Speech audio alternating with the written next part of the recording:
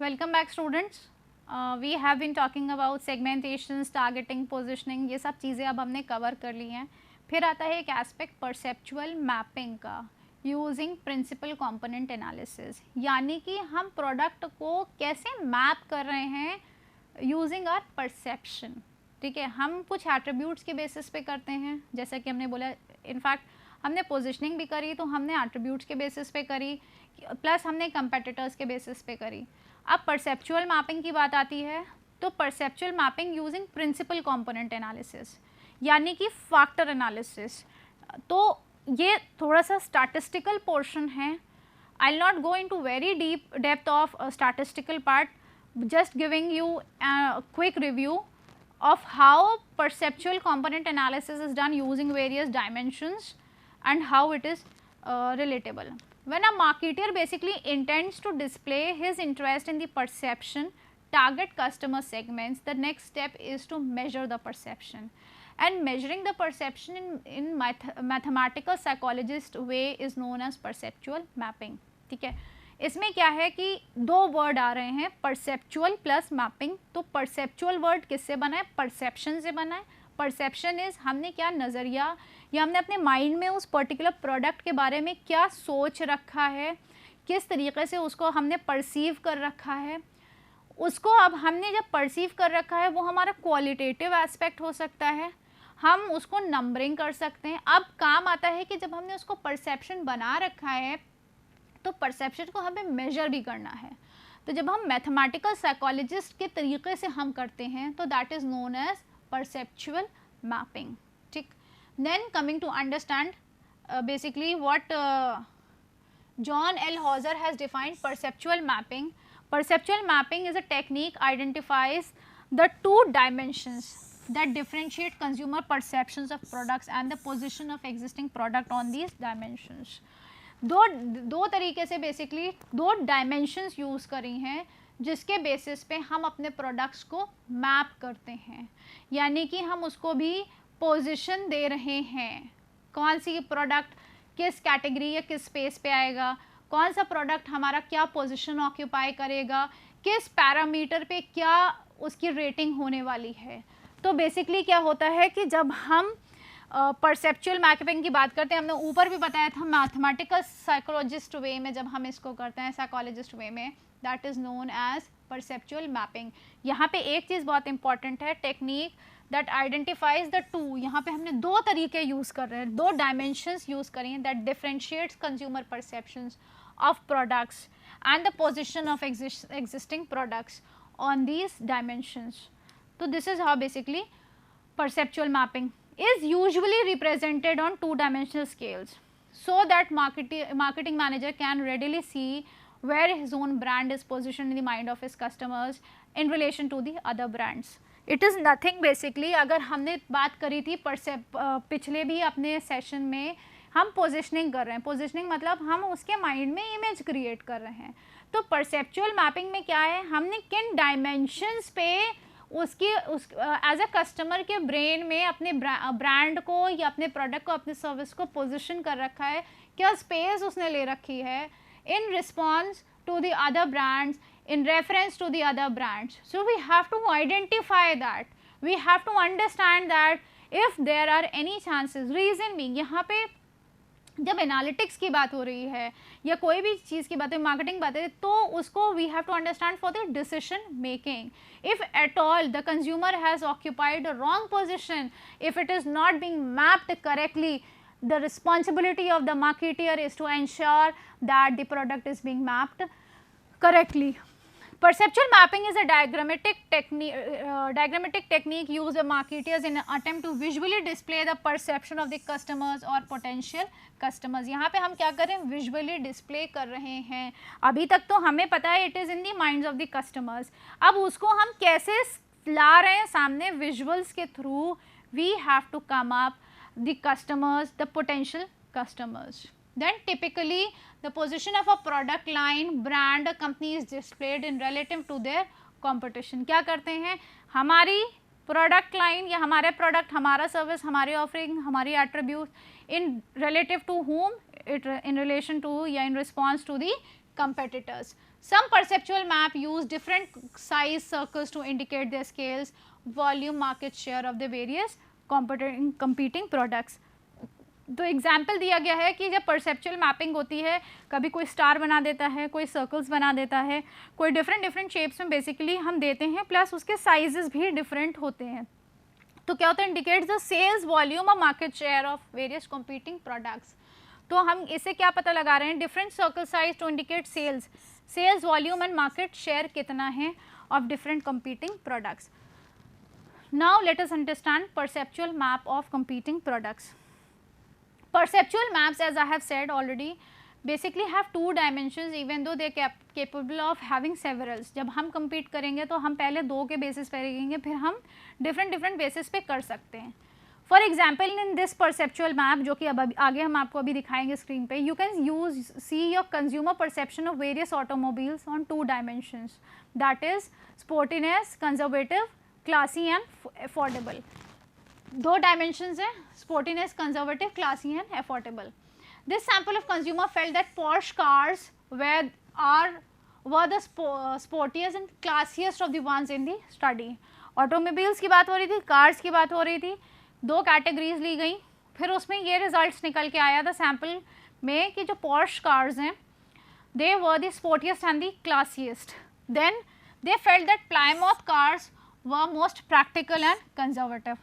Another set of cars उन्होंने क्या लिया, Plymouth cars थी, they were very practical and conservative. Cars that are positioned close to each other were seen as similar on the relevant dimensions by the consumers. Plus बाकी चीज़ें क्या थी, बाकी उन्होंने ये चीज़ ध्यान दिया था कि जो different other cars थी, they were positioned close to each other and were very similar in the relevant dimensions by the consumers. फिर for example, consumers saw Quick, Chrysler and Oldsmobile as similar. They are close competitors and form a competing grouping. A company considering introduction of a new model will look for an area on the map free from competitors. Yes, यहाँ पे एक चीज़ और होती है, ये चीज़ बोला है ना कि अगर हमें कुछ अपना प्रोडक्ट लॉन्च करने में कुछ इनोवेशन लाना है तो हमें इंश्योर करना है जो ये मैप हमने कर रखा है ना, classy and distinctiveness, conservative, sporty and affordable, तो वी हैव टू इंश्योर कि ये इतना ज़्यादा जो ये साइज़ है डिफरेंस का कि which is more towards sports car and class, तो उस कैटेगरी में कौन सी आ रही है, BMW आ रही है, Porsche आ रही है, Pontiac आ रही है. Then coming to this category, इसमें टोयोटा आ रही है, निसान आ रही है. Then coming to this category, Plymouth आ रही है, फोर्ड आ रही है, डॉज आ रही है. When coming to this category, it is more of Mercedes, Cadillac and Lincoln cars. So what it is, how basically they have positioned. अगर अब यहाँ पे competitor को अपना नया product कुछ launch करना है, तो वो अपने आप को किस तरीके से categorize कर रहा है, plus उसको ये भी ध्यान रखना है कि that the company get enough space कि वो भी अपने आप को यहाँ पे एक particular position दे पाए ताकि वो परसेप्शन मैप में एक जगह बना पाए. Ranks companies based on consumer perceptions on certain characteristics. तो यहाँ पे क्या हुआ है ना कि कुछ ये जो कंपनीज मैप की गई हैं, it is basically on the basis of certain characteristics. So company considering introduction of a new model or coming into an innovation basically looks for a free space from that of the competitors. Now coming to positioning in practice, perpendicular axis assumes that two attributes are uncorrelated. So what it is, यहाँ पे जो दो attributes हैं, they are not correlated. Attributes could be positively correlated, attributes can be negatively correlated. If there are more than two attributes, we cannot easily plot on raw data. अगर दो से ज़्यादा attribute हो जाते हैं तो हम raw data पे नहीं plot कर सकते हैं. Solution is to use a data reduction technique. अब जो वो कॉन्सेप्ट आ रहा है आपका प्रिंसिपल कंपोनेंट एनालिसिस का, जो मैंने आपको बिगनिंग में बोला था कि perceptual mapping using PCA, that is principal component analysis, dimension reduction, या बहुत सारे जो वेरिएबल्स आते हैं, डायमेंशंस आते हैं, उसको रिड्यूस करने के लिए तो हम PCA यूज़ करते हैं या फैक्टर एनालिसिस यूज़ करते हैं. Perceptions are useful but we also have to incorporate customers preferences. तो बेसिकली क्या होता है, तो हम क्या करेंगे, यहाँ पे एक सोल्यूशन निकलता है, हम प्रेफरेंस मैपिंग कर सकते हैं. Then conducting a positioning study, we have to design our study, design the study. What are the relevant brands, जब हम पोजिशनिंग करने जा रहे हैं या परसेप्शन मैपिंग करने जा रहे हैं, तो what are the relevant brands that would come for perceptual mapping.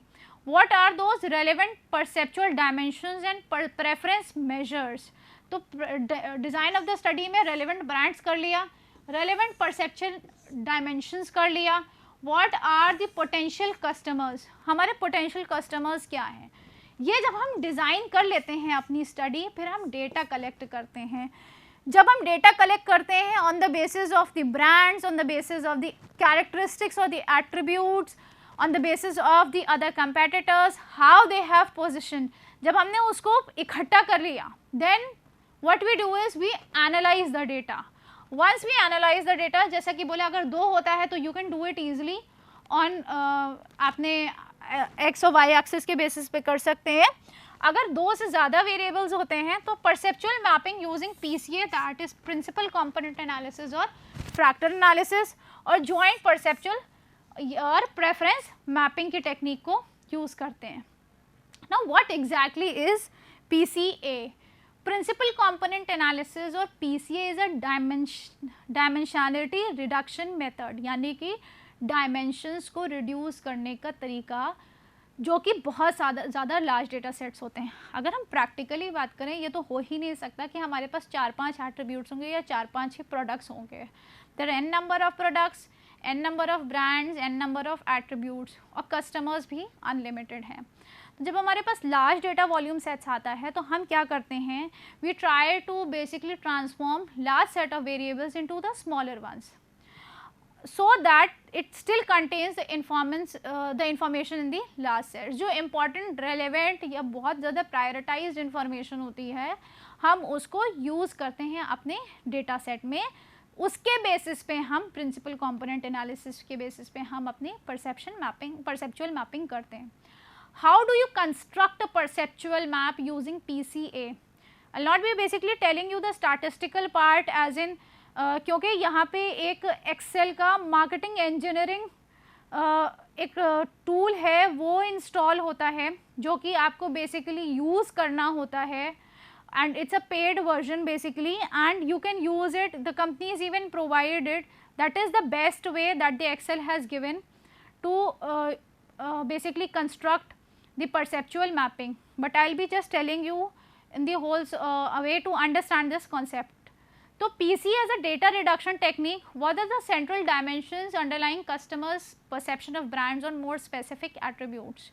जो बहुत स्पेसिफिक एट्रीब्यूट्स हैं, ये बहुत ज़्यादा डिमांडेड हैं या बहुत ज़्यादा कॉमन हैं, हम उनको बेसिकली पिकअप करेंगे. Then comes the question. सबसे पहला क्वेश्चन आता है, how many dimensions should be retained. हमारे पास 100 डायमेंशंस हैं, हमारे पास 50 डायमेंशंस हैं, हो सकता है हमारे पास 30 डायमेंशंस हो. But the question arises, how many dimensions should be retained. कितने कितने एट्रीब्यूट्स वेरिएबल्स हमें रिटेन करने हैं. How should the dimensions be interpreted. हम उनको इंटरप्रेट कैसे करेंगे. जो डायमेंशंस हम लेने जा रहे हैं उसको हमें इंटरप्रेट भी करना है. How both the brands and attributes be represented in the reduced perceptual space. जब हम ब्रांड्स और एट्रीब्यूट्स की बात कर रहे हैं, उसको हम रिप्रेजेंट कैसे करने वाले हैं अपने परसेप्चुअल स्पेस में. तो जब ये बात आती है ना डायमेंशन, तो ये बहुत इम्पॉर्टेंट है रिटेन करना. कौन कौन से इम्पॉर्टेंट वाले हम करने वाले हैं. इम्पॉर्टेंट हम कैसे बताएंगे, जो सबसे ज़्यादा रेलेवेंट होते हैं, जो सबसे ज़्यादा अंडरलाइंग होते हैं, प्लस स्कोर्स के बेसिस पे, प्लस हम उनको इंटरप्रेट कैसे करने वाले हैं, हम क्या मीनिंग देने वाले हैं. तो ये बहुत इम्पॉर्टेंट होता है. देन हाउ टू कंस्ट्रक्ट, यही कॉन्टिन्यूएशन में. For instance we have to assume that we have n brands that are rated on P attributes by a sample of representative respondents. अभी यहाँ पे क्योंकि हम कोई specific नहीं लिया है, n brands and P attributes by a sample set of respondents. The original data are usually average across respondents, so the input data consists of average perception of the brand on the attributes of the interest. It is difficult to map the brands in P dimensions, but if the attributes are correlated, we might be able to summarize the essential information contained in the original data in space of reduced dimensionality. ठीक है, तो बहुत difficult होता है basically जब P dimensions. What are P dimensions? P attributes and brands. It's not basically very practical जब हम इस basis पे बात करते हैं. तो when these are correlated, we'll be able to summarize them, the essential information which is considered, which is there in the original data set.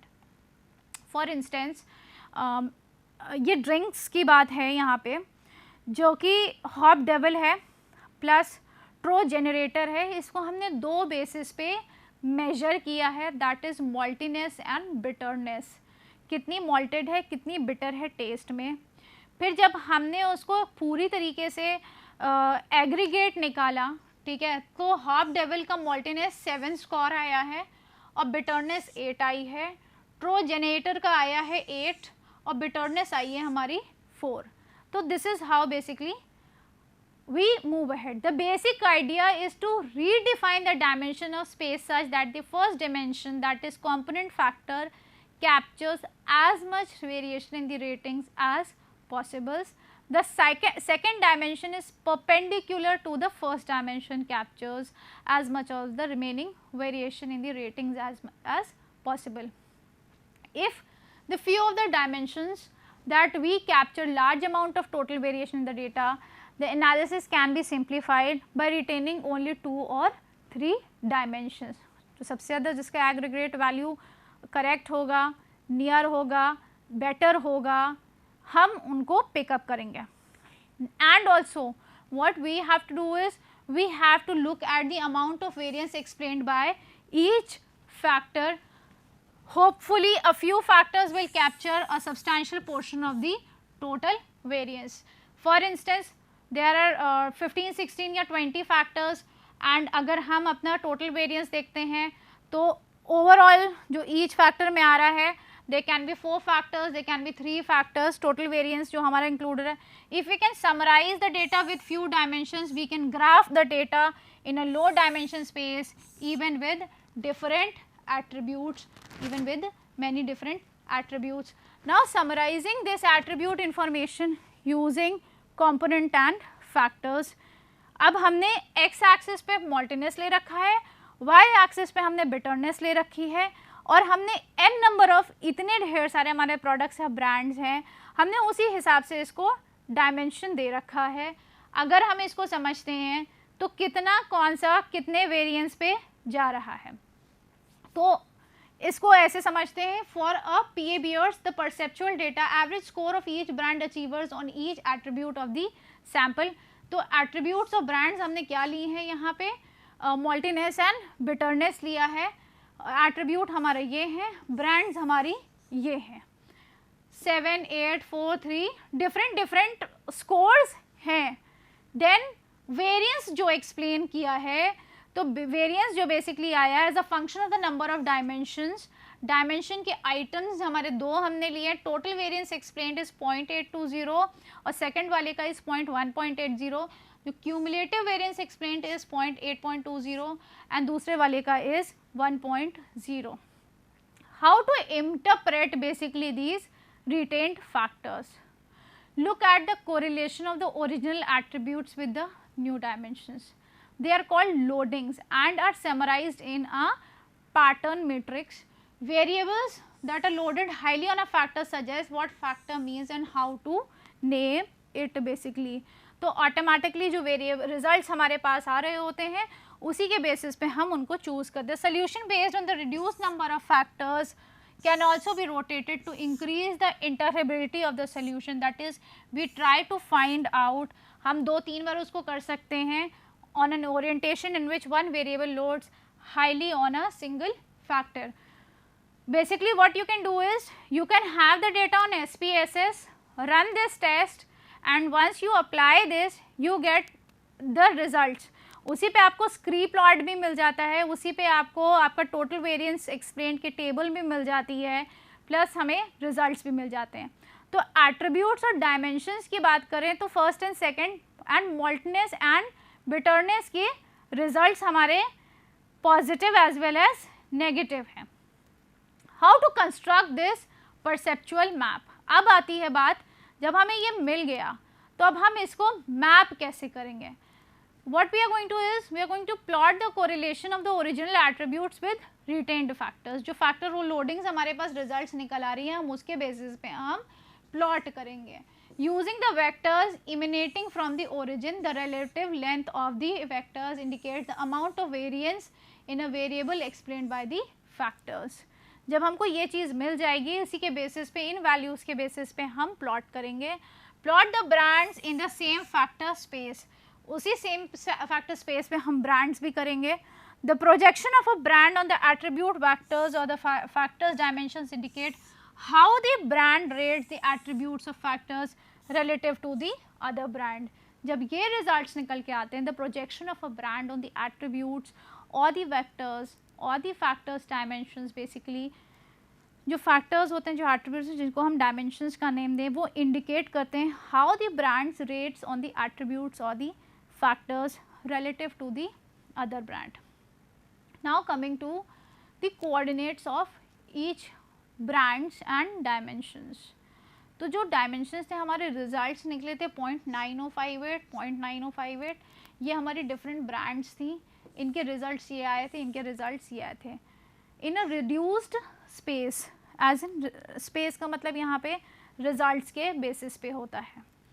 तो अगर हम इस मैप को देखें, actually this map is being plotted using market engineering excel tool. तो इसमें जब हम इनपुट करेंगे and as soon as we'll enter the values on the basis of the results that we have achieved, that is ये 1 और 2 के basis पे automatically हमारा जो रिज़ल्ट होंगे वो ऐसे ही मैप हो जाएंगे. How much it is near to the bitterness और how much close it is to the bitterness और to the maltness of that particular brand of the beer. And we have to even see, basically अगर आप देख सकते हो, इधर positive side में जा रहा है, उधर नेगेटिव साइड में जा रहा है, किस तरीके से हमारा रिज़ल्ट जा रहा है. तो बेसिकली जब हम इंटरप्रेट करते हैं पीसीए को, तो सबसे पहले हमें अपने स्क्री प्लॉट देखना होता है, जो इसके बेसिस पे हमें बेसिकली ईगन वैल्यूज़ निकलती हैं and the cumulative of the data. Again value which is less than 1 will be useful for basically the rotation for sometimes, and the PCs, that is the principal components would be produced by PCA, are not interpreted as well. तो basically जब हम इसकी बात कर रहे हैं perceptual mapping की, using the dimensions which are being used for जैसे बताया कि mapping and reduced data value, तो automatically how it is being mapped, how mathematically we map it, हम रिज़ल्ट्स ले लेते हैं, उसको हम स्कोर्स असाइन करते हैं. जैसे कि SPSS में भी आप इजीली कर सकते हो इसको. एक्सेल में आपको मार्केट इंजीनियरिंग टूल की रिक्वायरमेंट पड़ती है. रिज़ल्ट्स ऑटोमेटिकली आ जाते हैं and then you can map it on different dimensions. So basically this was all about, once we have created the image of the customers and we want to understand कि what is that image, what is that perception. अभी तो वो हमारे mind में है, but what that perception is, that has to be basically calculated using what I told is कि dimensions using PCAs. अगर 2 ही हैं variables, 2 ही attributes हैं, तो ईज़िली आप कर सकते हो. इसमें भी आप यूज़ कर सकते हो कि कौन सी place which is very near, क्या स्पेस ऑक्यूपाई कर रखी उस पर्टिकुलर प्रोडक्ट ने, and there on so on and so forth. This was basically all about, I have tried giving you the very basic explanation of PCA for perceptual mapping, but if you go into the depth of it, the statistical part of it, you will understand it in a better way. Thank you.